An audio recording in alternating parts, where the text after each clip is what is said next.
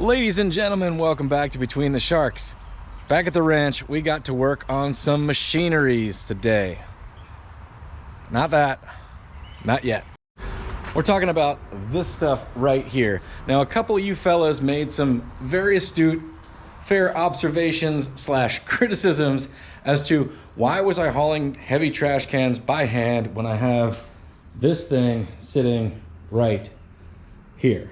Valid points. And there's two reasons for that. Reason numero uno. The first reason for that is I don't really know how to operate it, if I'm being completely honest with you.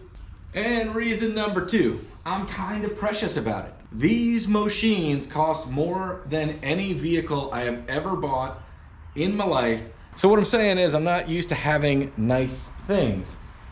We did buy them to work, and we are going to put them to work starting today. But before we get through with today's episode, I'll go through how I bought them, where I bought them, how much I paid for them, how I got them to this location, all that stuff in case any of you guys out there are interested in buying these machines. Bought them at a Ritchie Bros auction, unused, 0 hours on them. I got them running to drive them off the trailer when they were delivered, and that's all the runtime they have had. This is an MPS 300 Match Pro brand. That means pretty much nothing to me. Ritchie Bros had probably 10 brands of these things that looked nearly identical. They all had 15 horsepower gasoline engines, and there was a difference between the track styles. Some of them had a flat track, kind of like that, and some of them had wheels. I got this one. This gem is a VC13. Again, means almost nothing. They go up to 15 now. They sell them with closed cabs. They sell them in a bunch of colors. This one's a Vixsec. Again, if you guys have done any research on these and you know the differences, point me to a video that'll explain it. But there are a bunch of companies making similar versions of this machine and this machine. So the Ritchie Bros auction was 1 calendar week away from the closing on this property. So I closed on this right before I bid on those. And we'll just take a quick around here to show you why I really just had to peel off the extra cash after I'd already basically, like, you know, spent all my money. In addition to the work that's needed on the house, it'll turn into a jungle out here real quick. Yeah, that's the biggest poison ivy I've ever seen in my life. We haven't really dug into this shop, but it's only been a few weeks that we've been out here, and it is already getting swallowed up. It's gonna be gone if we're not careful. And that back shed, we haven't gotten into any part of what the lean-to was back here. And I don't think there's anything great, but I just noticed while we're standing here, right there is another one of those bumpers.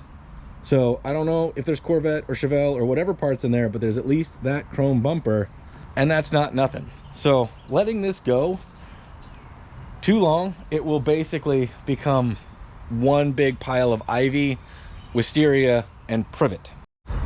You may think this just turned into a travel show and we are in the jungles of Thailand, but no. Those vines are wisteria climbing a pine tree. I'm not kidding around.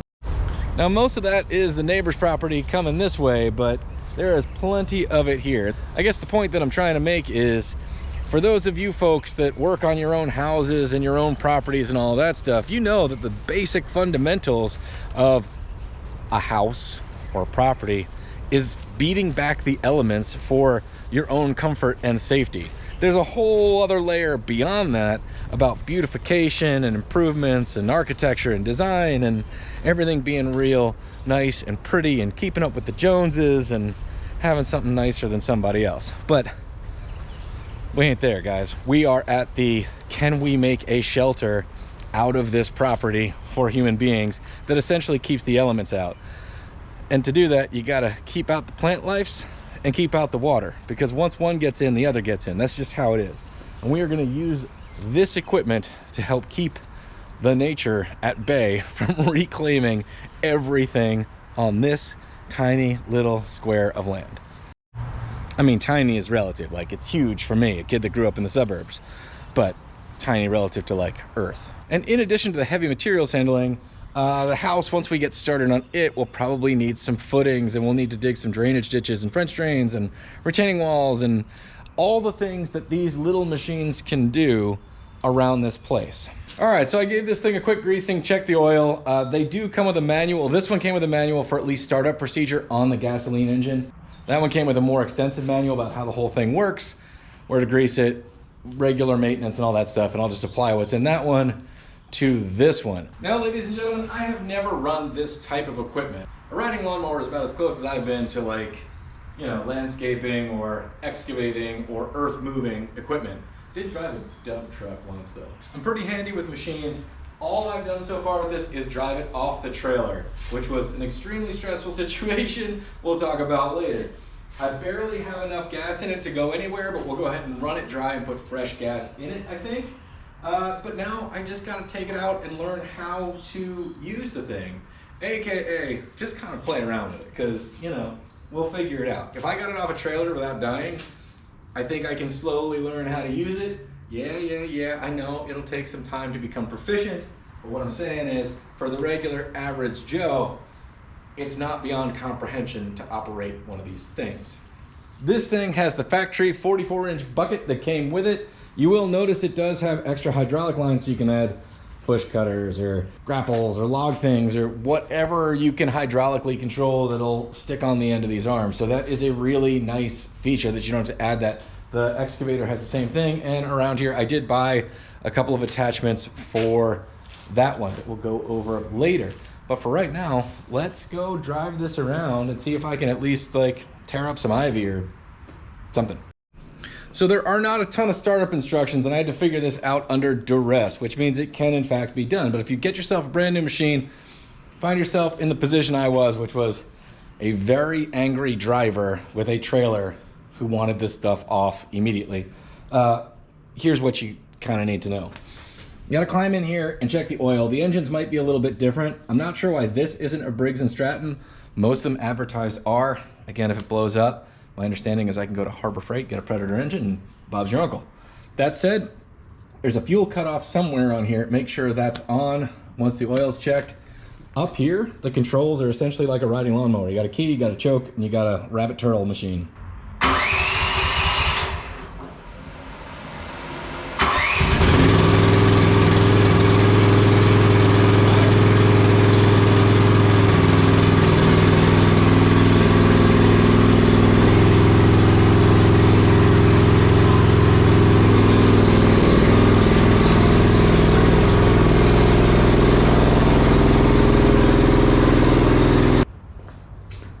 Okay, I just had to come get you guys because I drove off. But like, I kind of forgot how much fun this is. It's like being a little kid. I understand some of you fellas out there drive heavy equipment as a daily thing and maybe it gets mundane. But to me, this is like the overgrown sandbox toy that I kind of always wanted.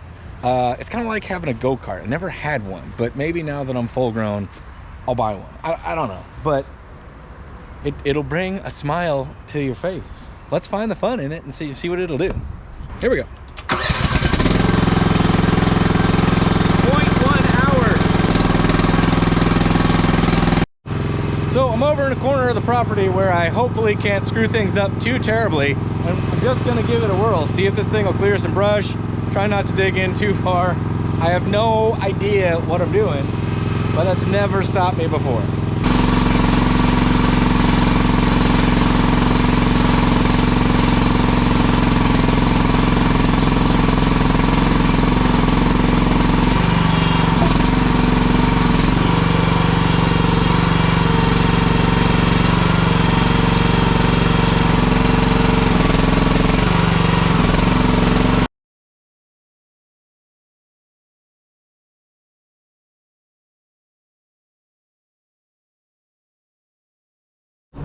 So here we are.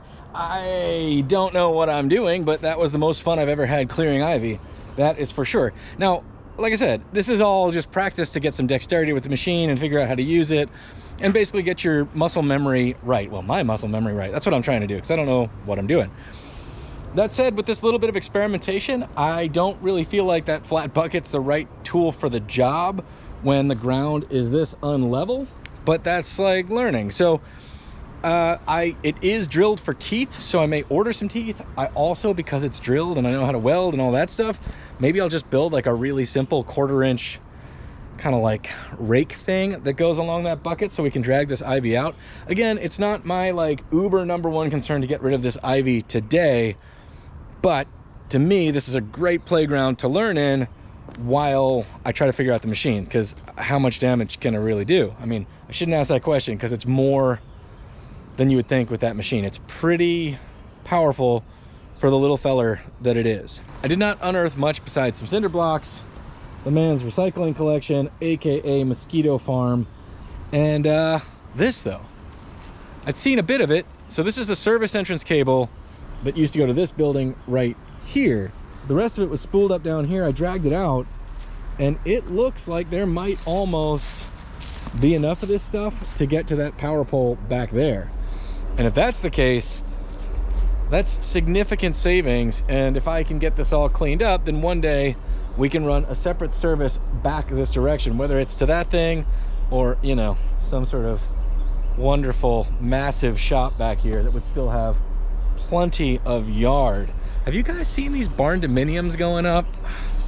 I'm intrigued. Let me know if you got one in the comments, because I'm intrigued, you know what I'm saying? Back here, the more I realize, man, we need some tree work done. Not some tree work, a mountain of tree work done.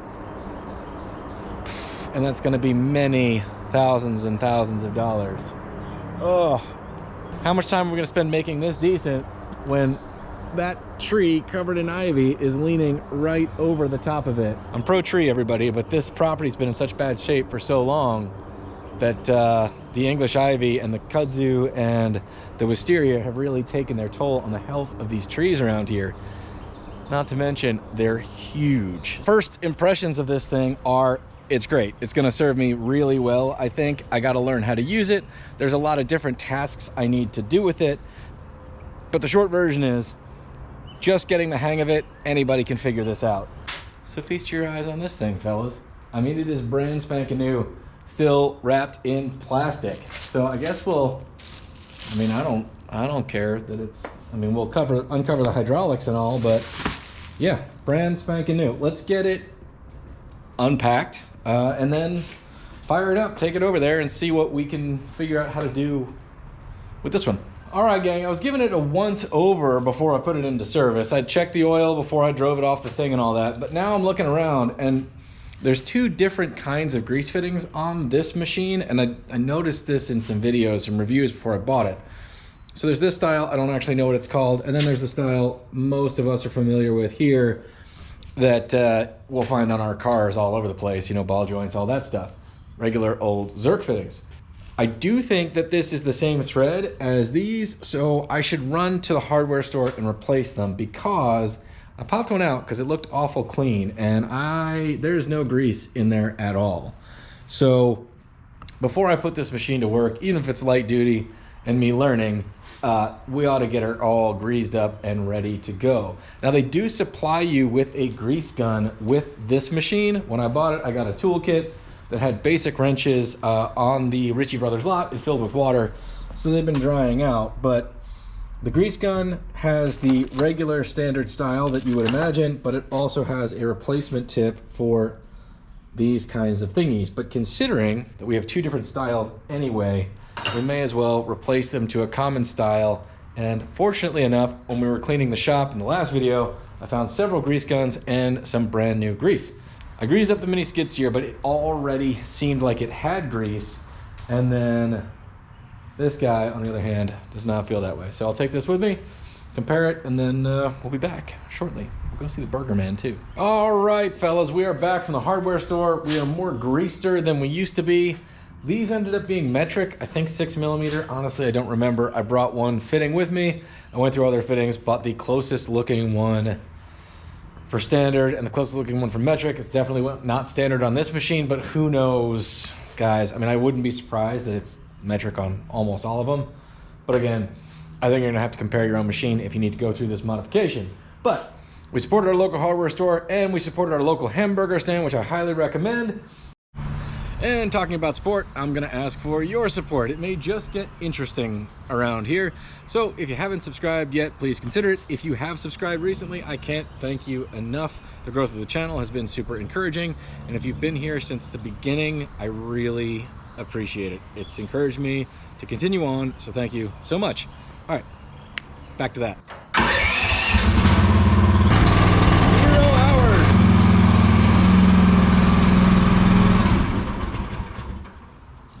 All right, we'll get it.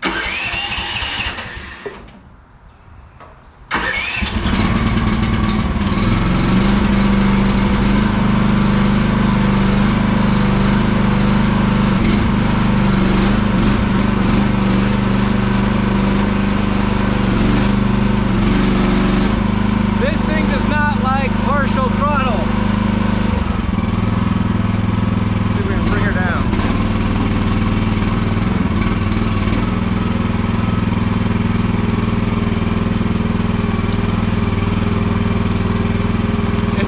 Pretty cool though.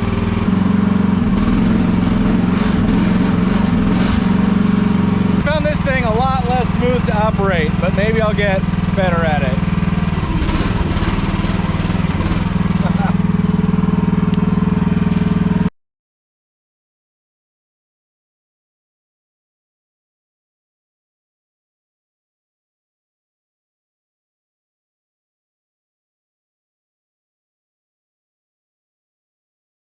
All right, this thing is definitely fun, but I'm not used to it at all yet. The tracks are front and back with these two little guys here, and then these control the bucket and the boom and the spinning of the whole machine. The instructions are kind of right there. It's just a matter of like getting the grace to it, which I definitely do not have. However, the teeth on that bucket tore up some ivy. So I kind of feel like I want to get the skid steer back in here and drag all this crap out. Buried under all of this was basically the, what do you call the thing? Where the wires go, what, into the house?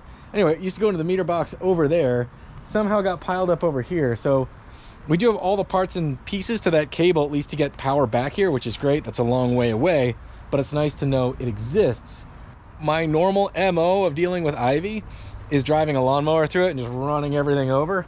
That would have been disadvantageous back here. We found cinder blocks, rotten railroad ties, this pipe, all of this power cable. So this is an interesting thing. I mean, this is not why I bought the tool by any stretch of the imagination. I did not buy these machines to clear out ivy. This was an investment because I knew just how much work I would need to do around the property. And if you're old school to the channel, the way I normally do things is with a shovel and a sore back, because go check out the videos of how I built the carport Versatube thing, and I moved 9 tons of gravel by hand with a shovel and then made a riding lawnmower attachment to help grade it. Look at that thing back there. I mean, proficiency comes with practice, so that's what I'm doing here.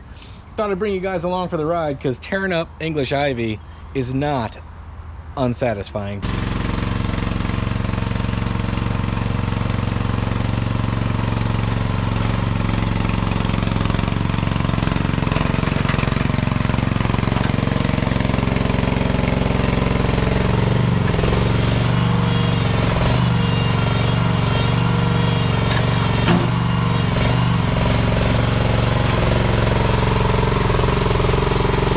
Doesn't really look like much for a guy not knowing what he's doing though.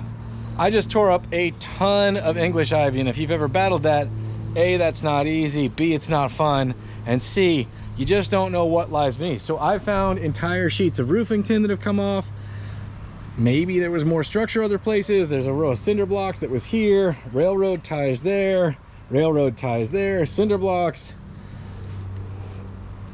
Basically what I'm saying is this method by hand would have been miserable and taken me all day.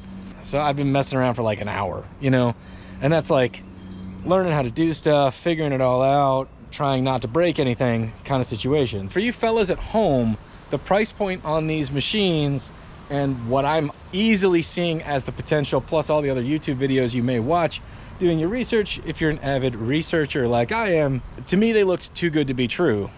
Granted, we got a long way to go, but a lot of the YouTube videos seem to suggest they do have some longevity. So we proved it can be useful, that even an idiot can figure out how to operate it within an hour. Not well, but operate it.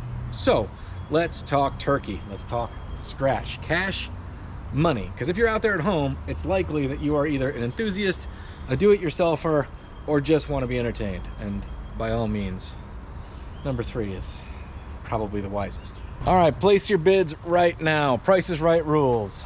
Closest without going over, gang. I paid $3,750 as my bid price for this machine. There's more. While that is a smoking deal, that's not all I had to pay for this thing, because when you buy at Ritchie Bros, I think it's a 15% premium, but read the fine print because it does matter. They kind of got me on some other stuff that I haven't even showed you guys yet, so stick around for what else I got with these things. But the transaction fee on this machine for a $3,750 bid was $562.50. So there you go. Oh, but we're not done yet. Then a guy's gonna owe sales tax on it, which was $301.88, because for some reason you not only get taxed on the purchase price of the machine, you also get taxed on the transaction fee. So this contraption, bought sight unseen at auction, cost me $4,614.38 for this thing. I think I did all right, as it sat on the lot at Ritchie Bros and still needed to get back to me. Now, I've seen these things go somewhere between $5,800 to like $8,000 around here at dealerships. That is the pre-haggling price. That's what you see on Marketplace or whatever else.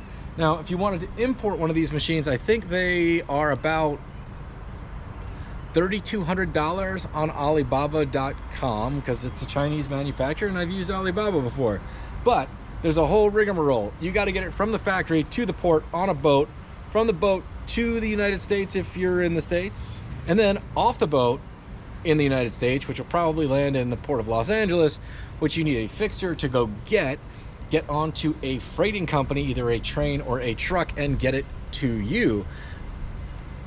That's neither quick nor cheap. I'm not even going to speculate. There are some videos on that, people that have done that type of thing. I would estimate 1,500 bucks. Maybe it's $1,000. So at my purchase price of $4,300, 40 miles away from me, basically on the day, I'm pretty happy with the deal.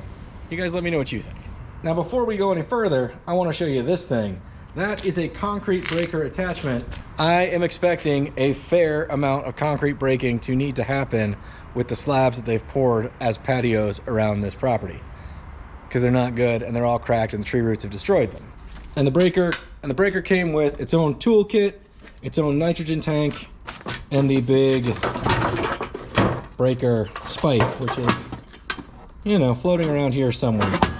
There it is. Now, I don't know if it was coincidental or not, but they had probably 20 or 30 of these machines in various styles and shapes, closed cabs, number 15 models, number 12 models, on and on and on. So, but once all of those closed, that's when the accessories started to close.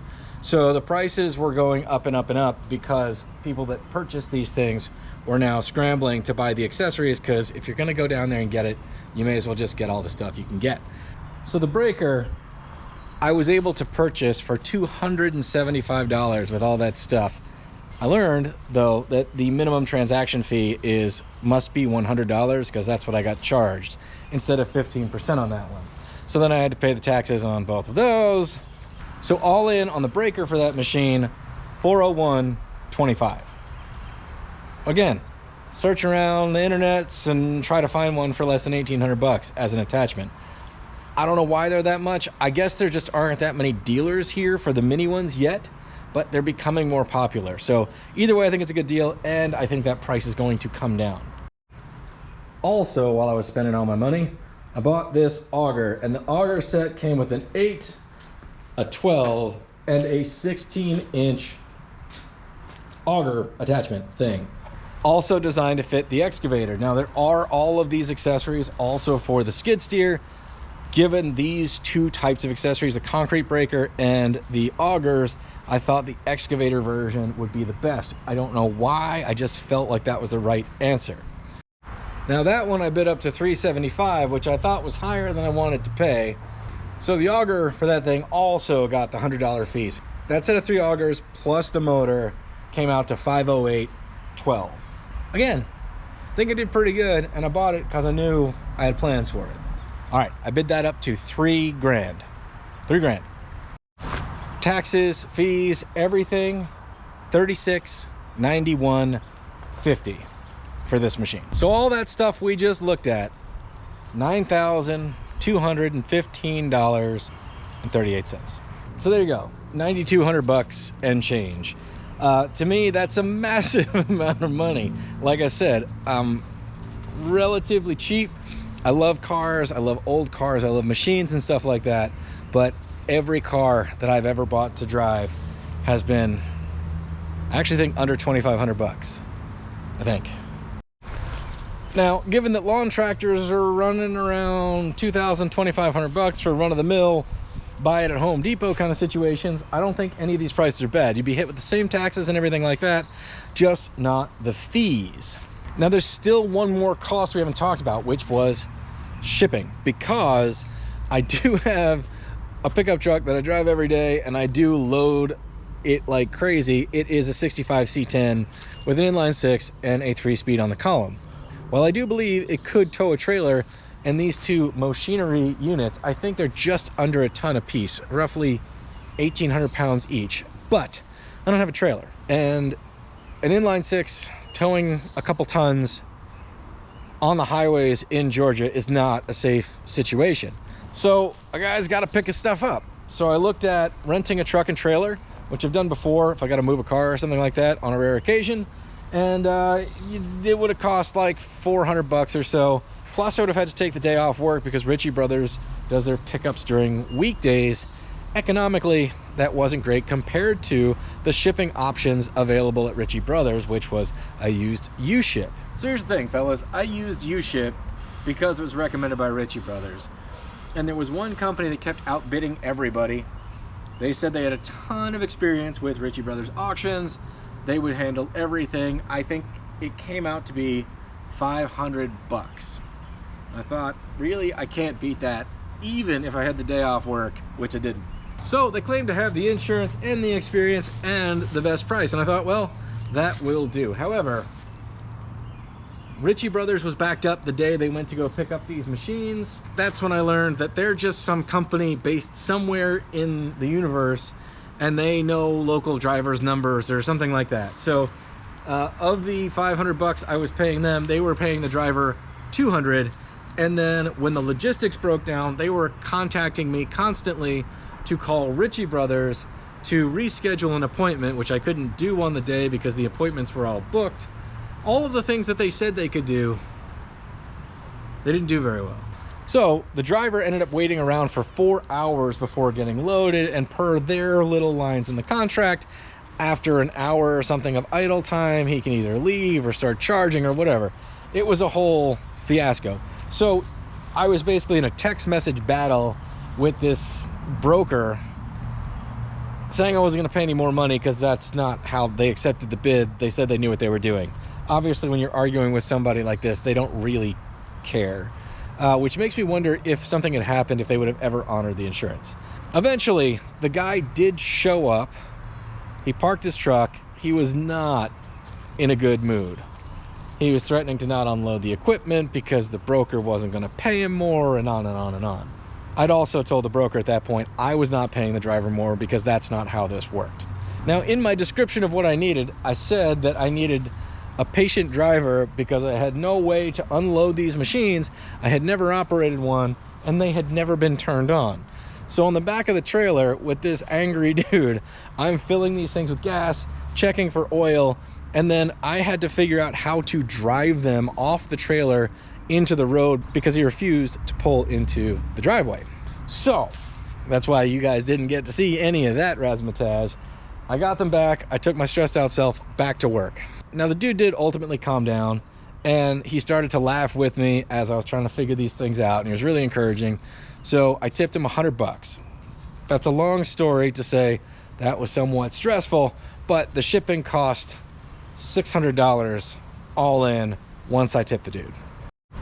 So all in, shipped to my door, $98.15.38, under $10,000 for both of these machines, the concrete breaker and the auger with 3 different size auger bits. Cheap?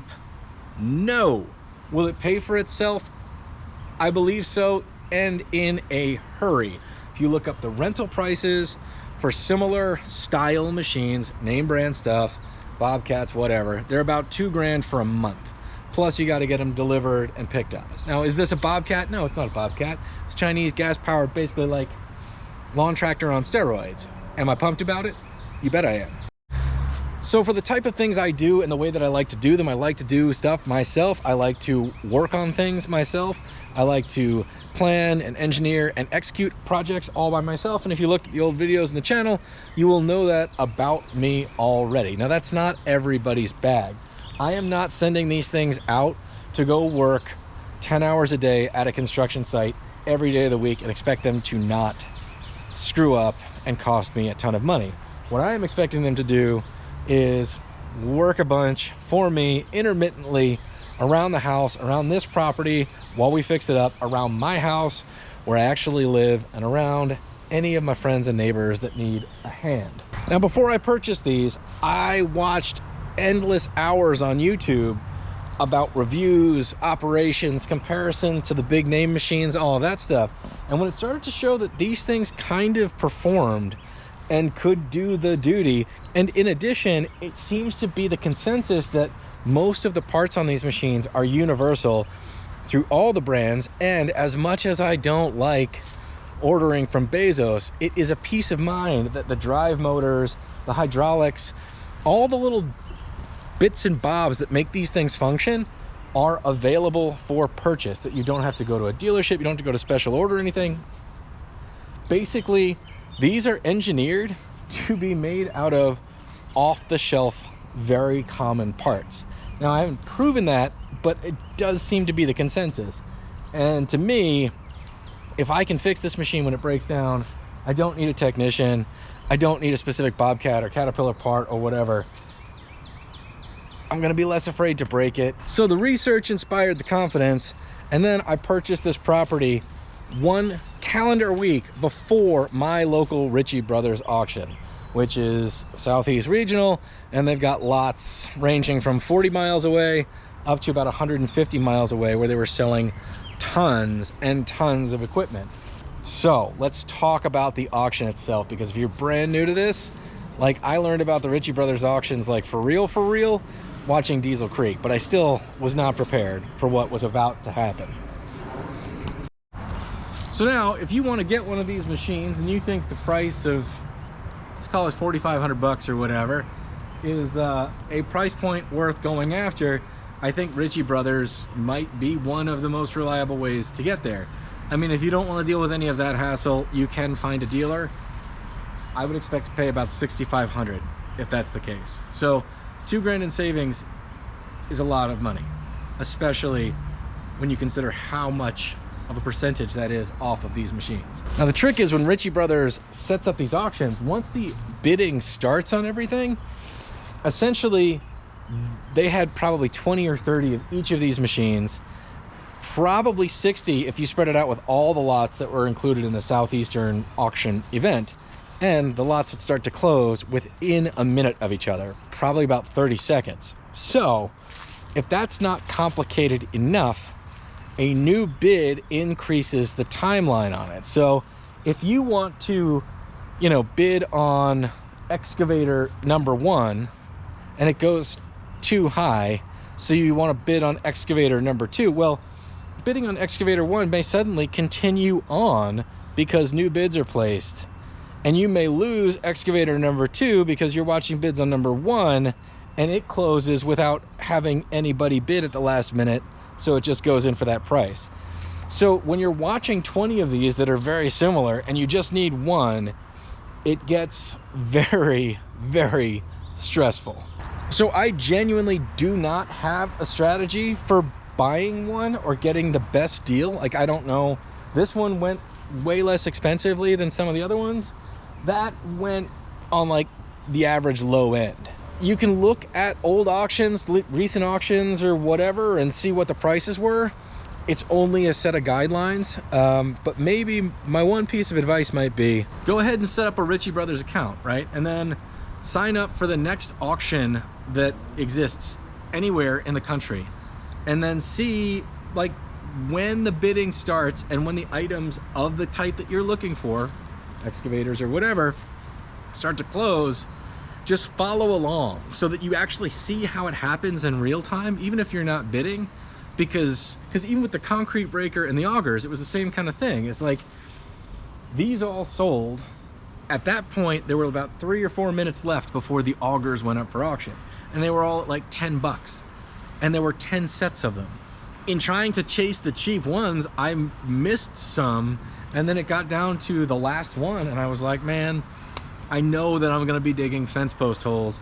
I need to go ahead and get this. And I spent more than I wanted to and more than I even needed to. But that's an auction, I guess. Like, I don't know how I could have. It's like playing cards, maybe. But because it's equal parts exciting and daunting, I do recommend watching an auction go through before you're bidding on your first one. Now, I didn't, and I still succeeded. So I don't know what that tells you. So if you're enjoying any of this kind of stuff, please leave a comment, subscribe. It really is it's the stuff that makes the YouTube world go round. I really appreciate the interest in this project. We have so much to do here. There's going to be a lot more to come. So we've got a Model T touring project that has been neglected for at least 3 weeks at this point that I'm dying to get back to.